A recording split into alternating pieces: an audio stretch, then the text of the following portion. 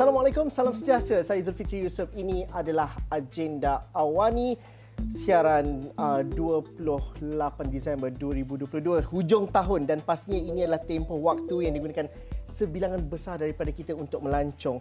Pintu sempadan sudah dibuka dan ini juga adalah fasa di mana selepas pandemik masyarakat kembali untuk merantau dan juga pengusaha-pengusaha pelancongan menjadikan ini peluang yang terbaik untuk memulihkan semula industri pelancongan khususnya.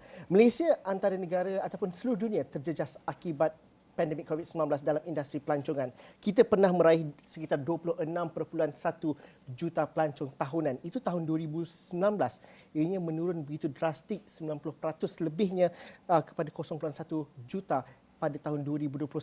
Tapi selepas sempadan negara dibuka pada 1 April 2022, satu perkara yang cukup signifikan, bagaimana kita dapat merancakkan semula industri pelancongan. Kesannya sudah dirasai, tetapi bagaimana dapat ditingkatkan untuk tahun yang seterusnya pada tahun 2023. Program sudah diatur, bagaimana kita melihat dapat dituai hasilnya nanti.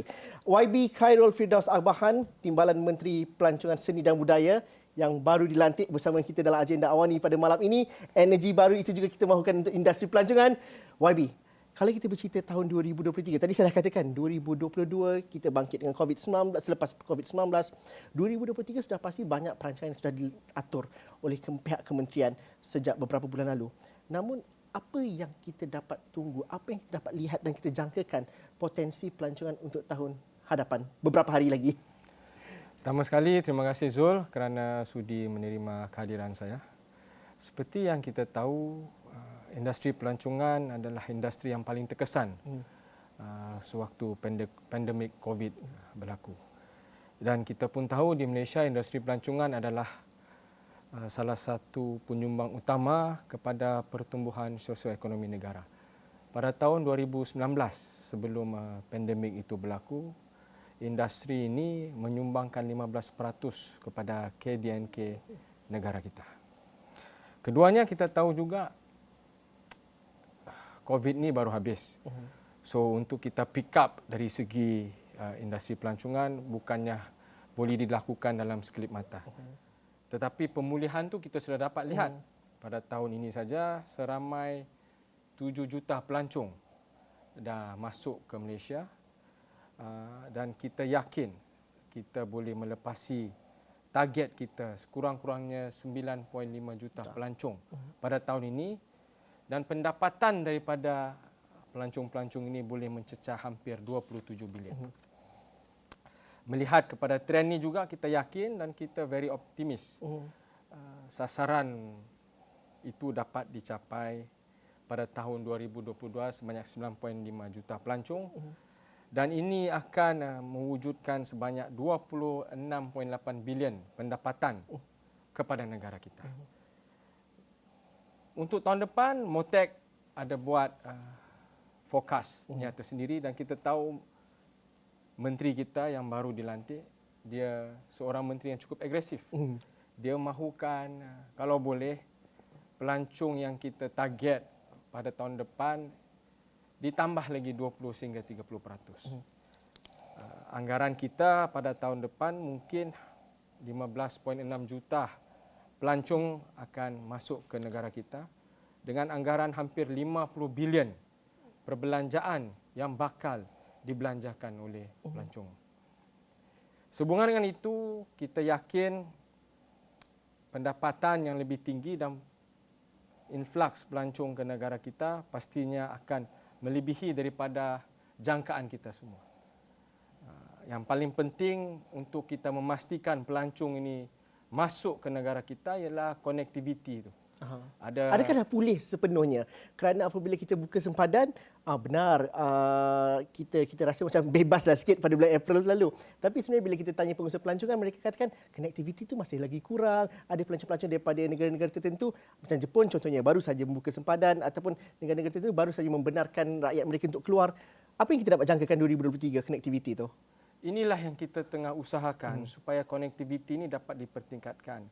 Selepas COVID berlaku, pandemik itu berlaku, banyak syarikat penerbangan telah memberhentikan penerbangan ke negara kita. Dan ini sedikit sebanyak menjejaskan industri pelancongan. Kerana seperti yang kita semua tahu, apabila kita mau melancung ke mana-mana negeri, yang paling penting ialah connectivity. So ada kelemahan dari sudut ini dan saya percaya di bawah menteri kita yang baru ni, perkara ini akan dilihat dengan secara serius, bukan setakat serius tetapi akan ada tindakan untuk kita memperbaiki dan memperhebatkan lagi connectivity. Kalau contohnya, apa fokus utama yang kita dapat sukat dan juga lihat?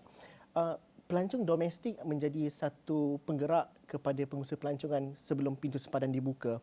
Tapi dalam masa yang sama kita tidak menafikan walaupun kita mengalu-alukan pelancong asing, kepentingan pelancong domestik itu ada.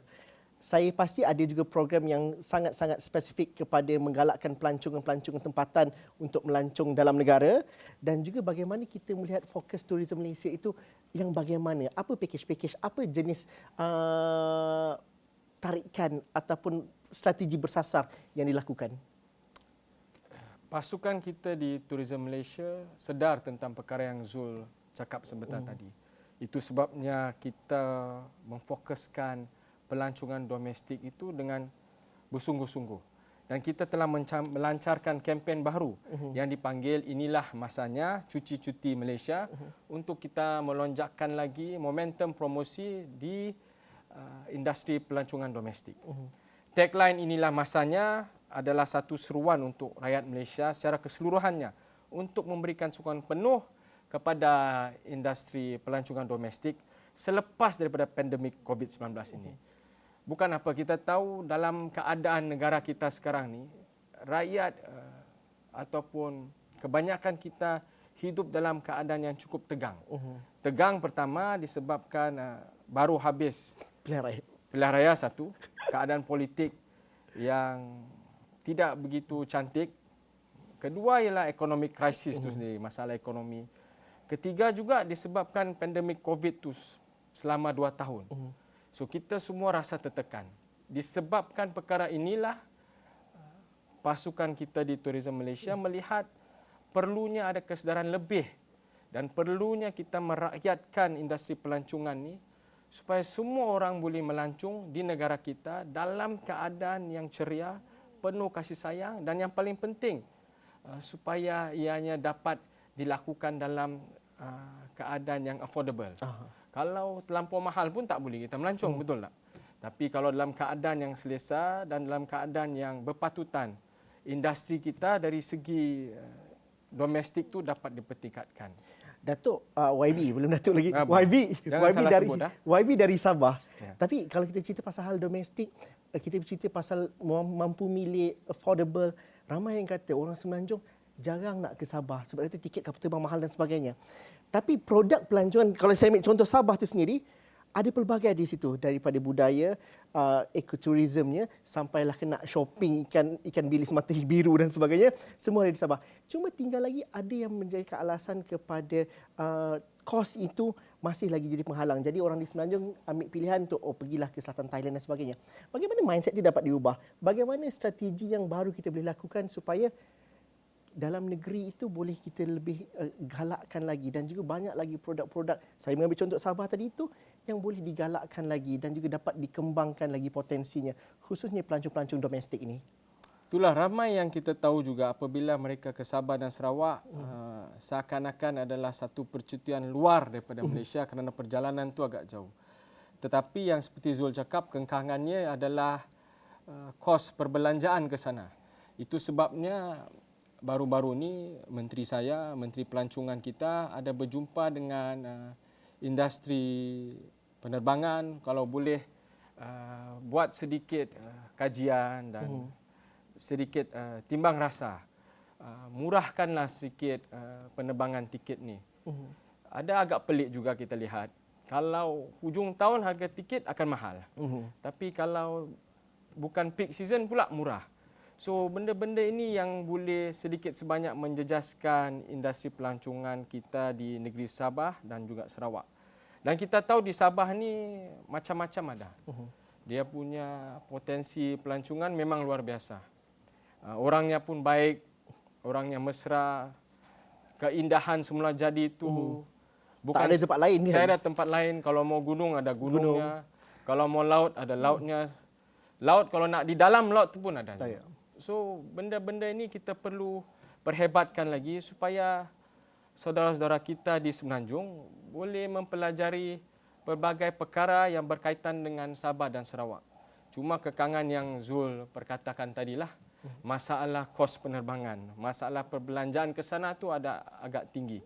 Tapi saya percaya dengan menteri kita yang baru ni, dia seorang yang cukup agresif dan pro kepada rakyat. Dalam bidang pelancongan ni banyak perkara yang beliau sedang usahakan. Kita bagi sedikit tempoh kepada beliau, insyaAllah. Selalunya kalau dulu kita cerita pasal melancong dalam negara, kita masih ingat lagi lagu Cuti-Cuti Malaysia. Itu daripada kanak-kanak sampailah keluarga emas akan rasa itulah tarikan utamanya. Dengan kempen baru, inilah masanya untuk Malaysia ini.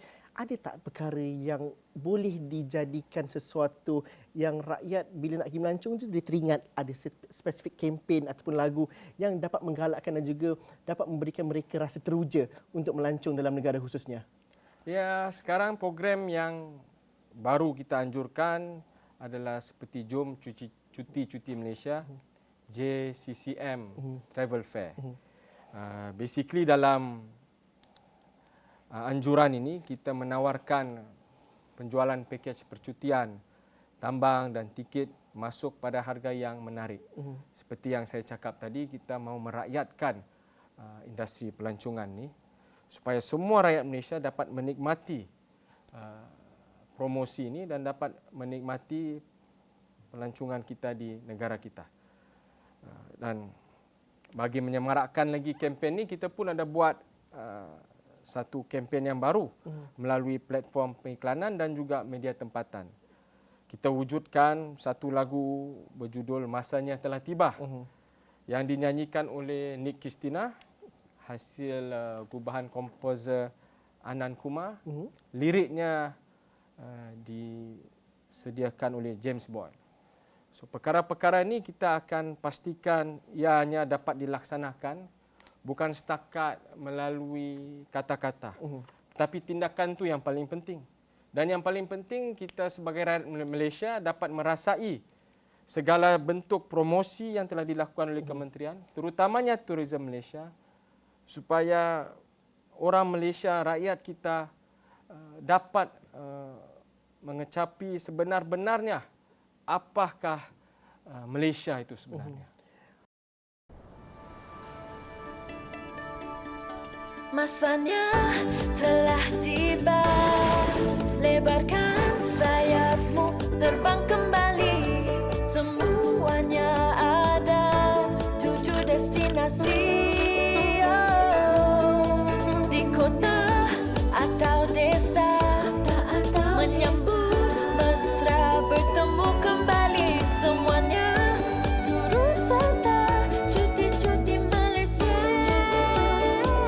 Sama-sama kita melangkah, bergembira seisi keluarga. Malaysia penuh panorama indah, berbilang budaya, warna-warni di ibu kota. Hijau gunung, biru luas lautan, lakakkan memori bersama, terokai keindahan.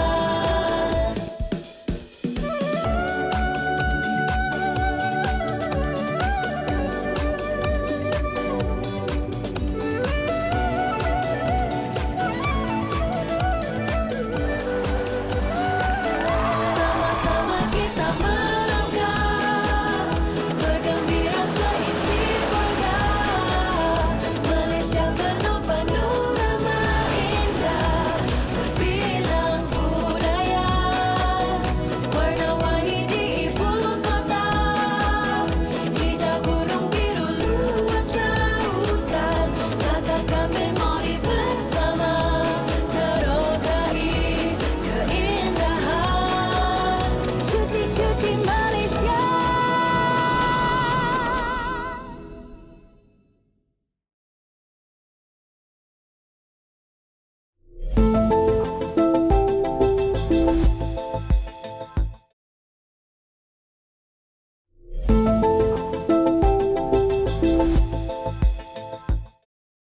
Wawi, ramai yang mengatakan bahawa apa tarikan baru? Kerana lepas COVID-19 ada yang tidak melancong dalam negara ataupun yang tidak datang ke Malaysia juga, mencari apakah kelainannya, apakah tarikan-tarikan baru pelancongan dan juga produk-produk pelancongan yang baru. Kerana itu yang pastinya menjadi tarikan dan juga sebab utama untuk mereka pergi melancong. Mungkin ramai juga tanyakan apa update baru, tempat-tempat pelancongan baru yang kita boleh ketahui dan juga dapat pergi melancong khususnya tahun 2023 ni. Itulah selepas COVID ni, saya sendiri pun tak berapa tahu mana-mana tempat yang perlu kita melancong di Malaysia. Apa yang saya dapat ni pun hanya berdasarkan daripada maklumat Tourism Malaysia. Dan saya pun terkejut banyak benda-benda baru yang telah wujud di negara kita. Pertama, Taman Tema Genting Skyworlds. Memang Genting ni satu pusat percutian dan peranginan yang lama, tetapi banyak perkara-perkara yang baru telah diwujudkan. Saya difahamkan taman temanya telah dinaik taraf yang lebih baik daripada Universal Studio. Katanya lah, saya pun tak pasti. Pasal saya tak pergi lagi.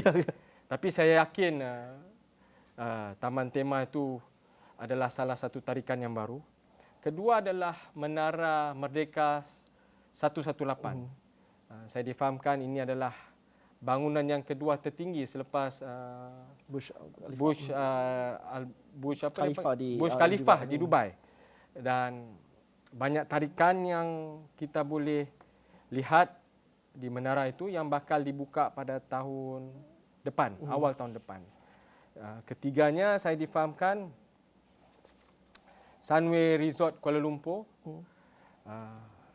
Ada satu restoran yang pertama kali dibuka di luar daripada UK, iaitu Gordon Ramsay Bar and Grill, yang menyediakan makanan specifically diperkenalkan oleh chef antarabangsa terkenal Gordon Ramsay. Keempat adalah Sarawak Delta Geopark.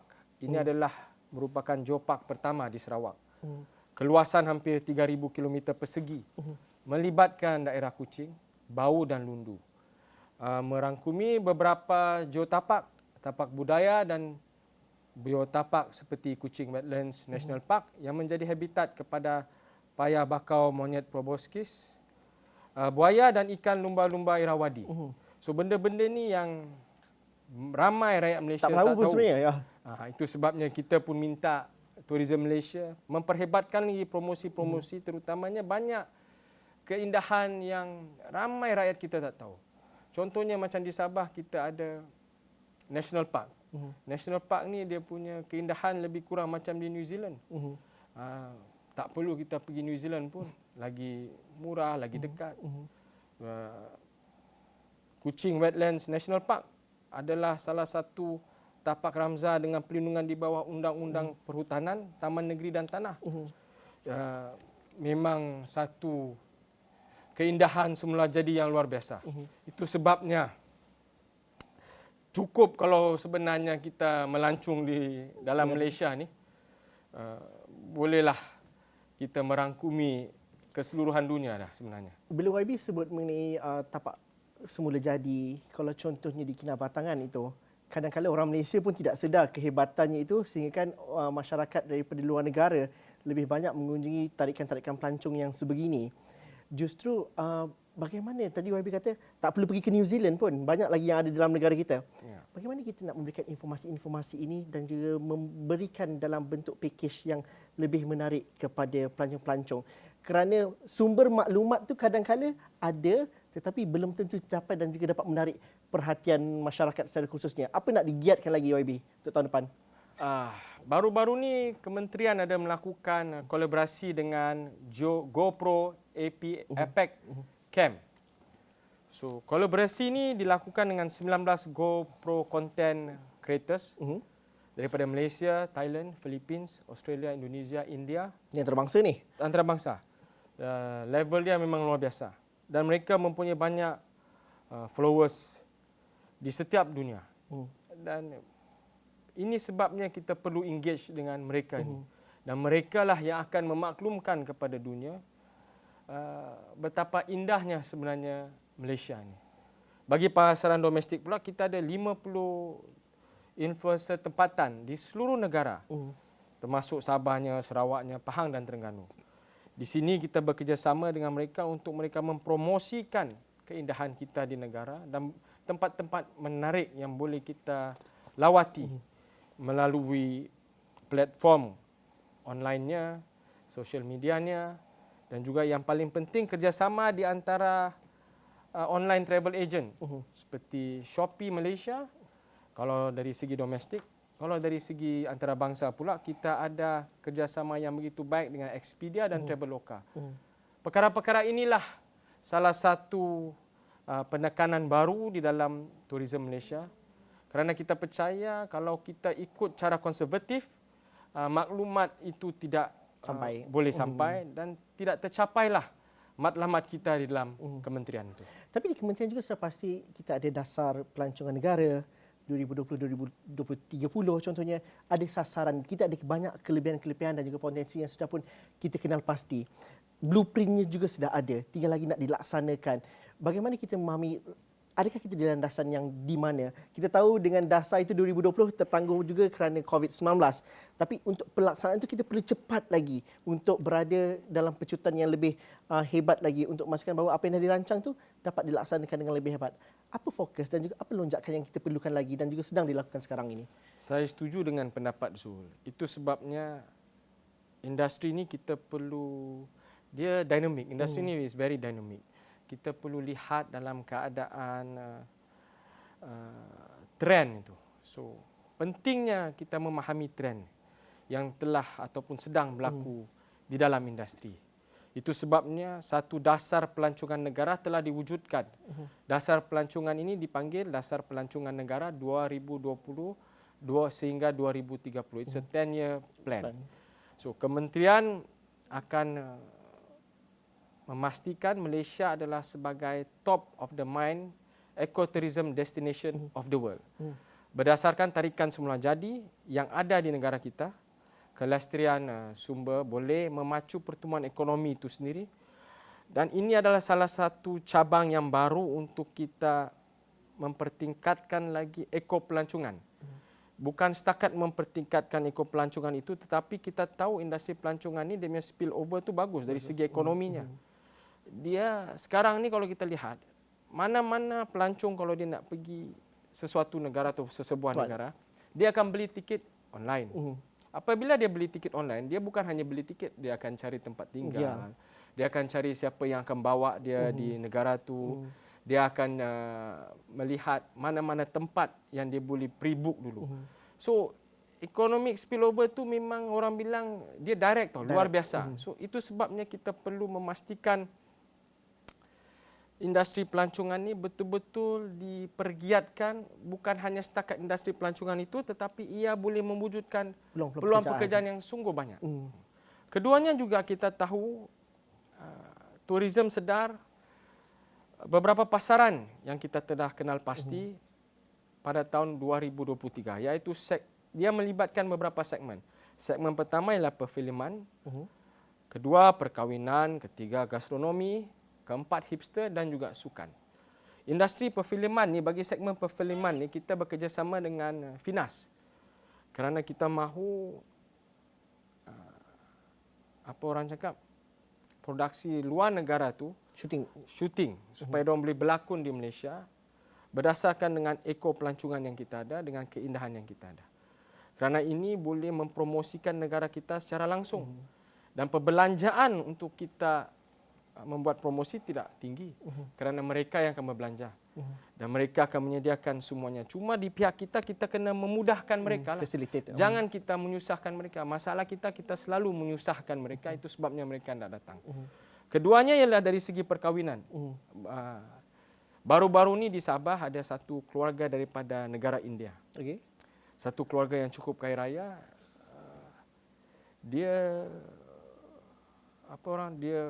Dia memilih Sabah sebagai lokasi. Dia memilih Sabah sebagai lokasi untuk anaknya melangsungkan perkahwinan. Dan the whole resort dia book for 1 week. Chefnya semua dia bawa daripada India. Dan ini kita lihat satu segmen yang cukup niche. Kita perlu capitalize it and leverage it lah. Kerana ini boleh membawa satu spillover yang besar, dan bila dia sudah sampai Sabah, pastinya dia akan juga melawat negeri-negeri lain. Itu sebabnya saya kena tekankan lagi lah, kita perlu mempermudahkan cara kita melakukan sesuatu perkara. Jangan kita terlampau rigid. Jangan, susah. Pasal kalau kita terlampau rigid, nanti tiada orang mau datang Malaysia. Kalau tiada orang mau datang Malaysia, susah lagi. Kita pun tak dapat duit juga Kita kan. pun tak dapat duit juga. YB, akhirnya nanti, bagaimana nak mengatakan dan juga memberikan keyakinan kepada rakyat Malaysia yang terbaik itu masih lagi di negara kita 2023 ataupun hujung tahun ni, pergilah melancong, berbelanjalah. Dan juga kalau kita, ramai yang risau bahawa tahun depan recession, kemelesetan. Tapi sebenarnya dalam industri pelancongan juga, ketika kemelesetan itulah peluang-peluang potensi pelancongan itu lebih banyak dapat diwujudkan. Homestay contohnya, industri yang akan sentiasa mendapat perhatian dan juga ramai rakyat Malaysia yang suka melihat kepada pasaran-pasaran baru ini. Ceritakan kepada mereka, bagaimana kita dapat memastikan bahawa industri pelancongan di Malaysia ini menawarkan pelbagai perkara yang menarik, galakkan mereka melancong. Okey.